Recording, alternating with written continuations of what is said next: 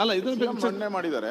ಅಲ್ಲ ನಾನು ತನ್ನಿ ನಾಳೆ ಡಿಸ್ಕಸ್ ಮಾಡು. ಈಗ ಸ್ಟೇಟ್ಮೆಂಟ್ ಸರ್ಕಾರ ಸ್ಟೇಟ್ಮೆಂಟ್ ಮಾತ್ರ ಮಾಡಿದ್ರೆ ಆಗಲ್ಲ. ಅಲ್ಲ ಇವತ್ತು ಚರ್ಚೆ ಮಾಡು.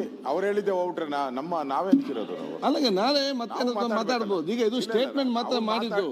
ಮುಖ್ಯಮಂತ್ರಿ ಹೇಳಿದ್ಮೇಲೆ ನಾನು ಹೇಳಬೇಕು ಅಪೋಸಿಷನ್ ಇಲ್ಲ ಸ್ಟೇಟ್ಮೆಂಟ್ ಮಾಡಿದ್ರೆ ಹೇಳ್ಬೇಕಂತ ಇಲ್ಲ. ಅಲ್ಲ ಸ್ಟೇಟ್ಮೆಂಟ್ ಅಲ್ಲಿ ಮಾತಾಡ್ಲಿಕ್ಕೆ ಇಲ್ಲ. ನೋಡಿ ಪೊಲಿಟಿಕಲ್ ಸ್ಟೇಟ್ಮೆಂಟ್ ಇಲ್ಲ, ಸ್ಟೇಟ್ಮೆಂಟ್ ಅಲ್ಲಿ ಮಾತಾಡ್ಲಿಕ್ಕೆ ಇಲ್ಲ. ಈಗ ವಿಜಯ ಮಾತಾಡಿ ಉತ್ತರ ಕೊಡ್ಲೇಬೇಕು. ನಾಳೆ ಬೇರೆ ಏನು ತಂದು ನೀವು ಮಾತಾಡಿ. ಈಗ ಸ್ಟೇಟ್ಮೆಂಟ್ ಮೇಲೆ ಮಾತಾಡ್ಲಿಕ್ಕಿಲ್ಲಲ್ಲ. ಸ್ಟೇಟ್ಮೆಂಟ್ ಮೇಲೆ ಸ್ಟೇಟ್ಮೆಂಟ್ ನೀವು ನಾಳೆ ಬೇಕಾದ್ರೆ ಡಿಸ್ಕಷನ್ ಕೇಳಿ. ಈಗ ಅದು ಬರೀ ಸ್ಟೇಟ್ಮೆಂಟ್ ಮಾತ್ರ. ನೀವು ನಾಳೆ ಬೇಕಾದ್ರೆ ಡಿಸ್ಕಷನ್ ಕೇಳಿ.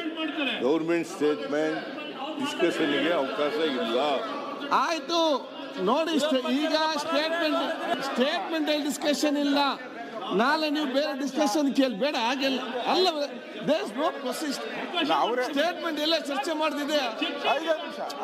ಸ್ಟೇಟ್ಮೆಂಟ್ ಅಲ್ಲಿ ಎಲ್ಲಿ ಕೂಡ ಚರ್ಚೆ ಮಾಡ್ಲಿಕ್ಕೆ ಇಲ್ಲ. ಆದ ಕಾರಣ ನೀವು ನಾಳೆ ಬೇರೆ ಡಿಸ್ಕಷನ್ ಮಾಡ್ತೀನಿ ಹೇಳಿ. ಹಾಗೆಲ್ಲ ನೋಡಿ, ಸ್ಟೇಟ್ಮೆಂಟ್ ಸರ್ಕಾರ ಸ್ಟೇಟ್ಮೆಂಟ್ ಕೊಟ್ಟಾಗ ಅದರ ಬಗ್ಗೆ ಮತ್ತೆ ಚರ್ಚೆಗೆ ಅದು ಸ್ಟೇಟ್ಮೆಂಟ್ ನೀವು ನಾಳೆ ಏನ್ ಬೇಕಾ ಚರ್ಚೆಗೆ ತಾನೆ.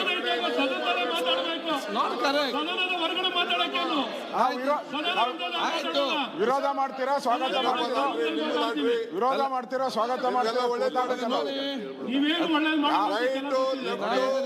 ಮಾಡಿಕೊಳ್ಳಿ.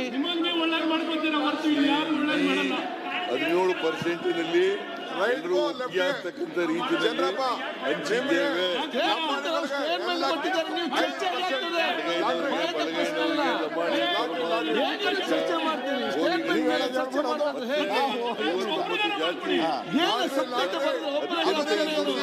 ನೀವು ಯಾಕೆ ಅರ್ಥ ಮಾಡಿಕೊಳ್ಳುದಿಲ್ಲ? ನೋಡಿ ಅಧ್ಯಕ್ಷರೇ, ನೋಡಿ ಸ್ಟೇಟ್ಮೆಂಟ್ ಮೇಲೆ ಮಾಡ್ಬೇಕು. ಗೌರ್ಮೆಂಟ್ ಸ್ಟೇಟ್ಮೆಂಟ್ ಚರ್ಚೆ ಮಾಡಕ್ಕೆ ಅವಕಾಶ ಇಲ್ಲ. ಚರ್ಚೆ ಈಗ ಒಂದು ವಿಶೇಷ ಪ್ರಕಟಣೆ. ನಾನು ನನ್ನ ಜೀವನದಲ್ಲಿ, ರಾಜಕೀಯ ಜೀವನದಲ್ಲಿ 42 ವರ್ಷ ಆಗಿದೆ. ಮಾತ್ರ ಈಗ ಹೇಳಿಕೊಂಡು ಹೋಗಿರ್ತಕ್ಕಂಥ ಪ್ರಶ್ನೆನೇ ಇಲ್ಲ. ಈಗಲೂ ನಿಮ್ಮಲ್ಲಿ ನೀವು ನಮಗೆ ಭಯನೇ ಇಲ್ಲ ನಿಮ್ ಕಂಡ್ರೆ.